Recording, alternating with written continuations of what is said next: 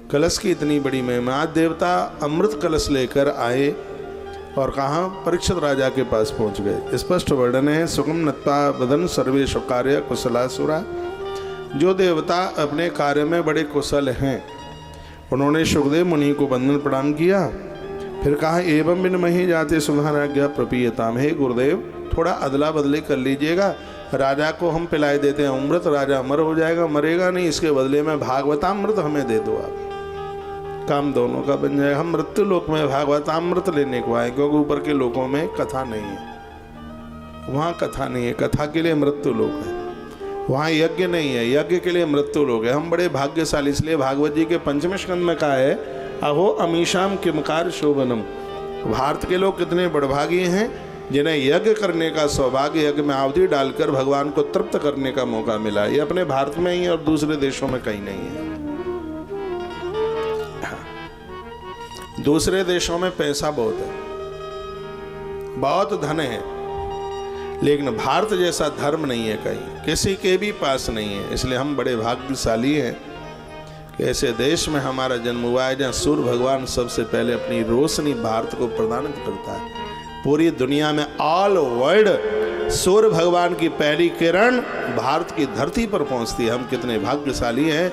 प्रकृति भी जिसका इतना आदर करती है, इतना सम्मान करती है। पूरी दुनिया में प्रथम नदी भारत में पैदा हुई है, माता नर्मदा। उससे पहले कोई नदी नहीं आई। माँ नर्मदा इस सृष्टि के आरंभ में प्रकट हुई और वो भारत में प्रकट हुई है। हम भारतीय लोग कितने बड़भागी हैं, भाग्यशाली हैं।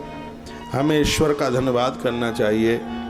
कथा की इतनी बड़ी महिमा है। देवता बोले, एवं बिनमयी जातु सुधाराज्ञा प्रपीयताम। अमृत राजा को पिला दो और बदले में भागवतामृत आप हमें दे दो। लेकिन गुरुदेव सुखदेव ने कहा, कशुदा को कथा लोके को कांचों को मणिर महान। अरे तुम्हारा ये अमृत कांच के टुकड़े की तरह है, लेकिन भागवतामृत है वो मणि की तरह। बहुत ध्यान से सुनिए, मूर्ख से मूर्ख व्यक्ति भी कांच के बदले अपनी मणि नहीं दे सकता। इसलिए आप यहाँ से चले जाइए, तुम इसके लायक नहीं हो। और सुखदेव मुनि ने देवताओं को वापस कर दिया और उन्हें भागवत नहीं सुनाई। कथा के लिए श्रद्धावान आयोजक, श्रद्धावान ही श्रोता होना चाहिए। इस ग्रंथ में श्रोता और वक्ता दोनों के लक्षणों का वर्णन किया गया।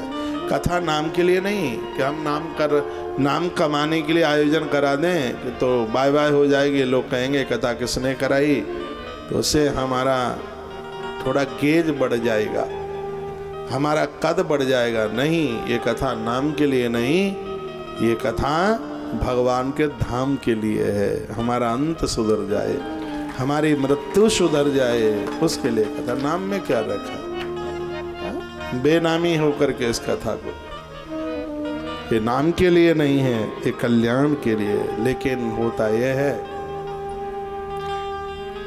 कि वक्ता को लगता है कि कथा के द्वारा धन मिल जाए और श्रोता को लगता है कि कथा के द्वारा समाज में मेरा कद बढ़ जाए। कमियां दोनों में आ गई हैं, ऐसी बात नहीं है कि वक्ता में नहीं है। वक्ता यदि इस कथा को अपना व्यापार बना लेगा, और मैं तो भगवान की सौगंध खा के कहूँ, ईश्वर से बड़ा कुछ नहीं है। हम जैसे लोगों के जीवन में ईश्वर से बढ़कर कुछ भी नहीं, न कुटुंब, न खानदान, न परिवार, न अड़ोसी, न पड़ोसी, कुछ नहीं। ईश्वर से बढ़ के कुछ नहीं है। और सत्य यह है, यदि गौ माता का इतना बड़ा कार्य सेवा प्रकल्प ना होता, इतने सेवा कार्य चल रहे ये ना होता, तो शायद हम तो 1 रुपया भी कथा का नहीं लेते, बिल्कुल नहीं लेते। और मैंने आरंभ में ऐसी कितनी कथाएं सालों सालों तक की होंगी, बाबा जियों की कथाएं इतनी करी जिनसे कभी कोई दक्षिणा नहीं ली। लेकिन अब ऐसा लगता है कि शायद भगवान ने जन्म ही इस गोवंश के लिए दिया है, तो दिन रात बस उसी के काम में लगे। एक बार आप वृंदावन आइए, आपका मन गदगद हो जाएगा, आप खुश हो जाएंगे और आप कहोगे कि आनंद हो गया है। क्व सुधा को कथा लोके को कांच को मणिर महान। कहा तुम्हारा स्वर्ग का अमृत है कांच की तरह, भागवतामृत एक मणि की तरह, और तुम इसके लायक नहीं हो, इसलिए तुम यहाँ से चले जाइए। देवता लोग सीधे ब्रह्मा जी के पास पहुँचे और चरणों में देवताओं ने प्रणाम करके कहा, उन्होंने ये कहा कि हम मृत्यु लोक में कथा सुनने के लिए गए थे, लेकिन हमें कथा नहीं सुनने को मिली, हमें फटकार और मिल गई। तब तक किसी ने आकर के कह दिया, तब तक किसी ने आकर के बोल दिया कि 7 दिन कथा राजा परीक्षित ने सुनी और उसमें राजा परीक्षित का कल्याण हुआ है। ब्रह्मम विष्मम ययु, ब्रह्मा जी को बड़ा आश्चर्य हुआ। सत्य लोक को तराजू बनाया और कथा को तौलना आरंभ।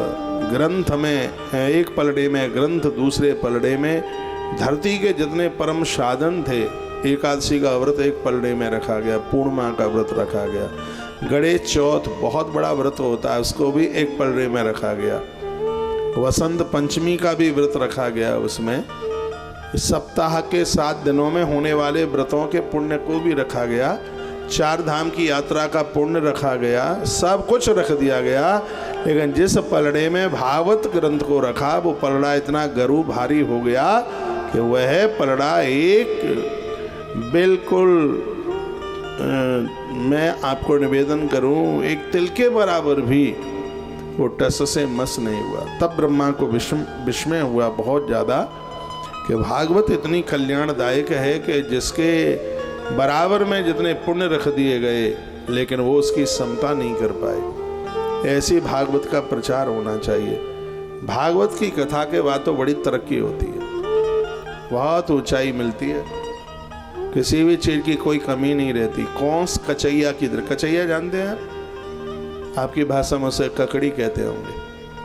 ककड़ी बहुत जल्दी से बढ़ती है, ककड़ी बढ़ती है बड़ी जोर से, बेटियां बढ़ती हैं बड़ी जल्दी और लोगों का भाग्य भी बढ़ता है बड़ा जल्दी। ये तीनों बहुत बढ़ते हैं, बड़ी ग्रोथ पकड़ते हैं।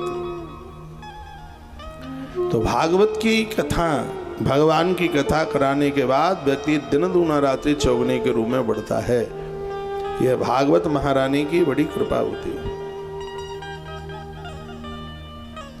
ये भागवत की बहुत बड़ी महिमा है। तो ब्रह्मा जी ने मन में विचार किया कि ऐसी भागवत का प्रचार होना चाहिए, तो इसका प्रचार कौन करे? तो देवर्षि नारद जी को बुलाया गया। आप भी अपने गली और मोहल्ले में नारद जी वाला काम कीजिए।